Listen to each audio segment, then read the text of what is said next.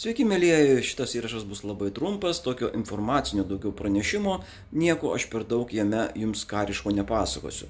Tačiau esu nekartą minėjęs ir situacija tokia, kad paskutinius keletą metų YouTube platforma atsisako monetizuoti šitą kanalą, tai yra tie 2000 sekėjų su trupučiu, kurie seka, žiūri mane, jūs tikriausiai žinote, kad aš tai darau savo laisvą valią, darau dėl to, kad man, sakykime, tai patinka rinkti tą informaciją, ją analizuoti ir pateikti jums.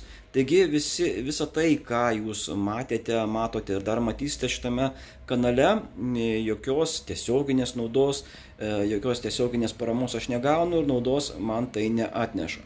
Todėl aš kaip visada jūs raginu prisijungti prie savo Patreono platformos, raginu prisijungti prie Contribui platformos, žinoma, kad raginu pirkti savo knygas, o dabar visai tokia naujiena, kam patinka tai, ką aš darau, pasakoju, rašau, skaitau ir panašiai, siūlau tiesiog nupirkti man kavos.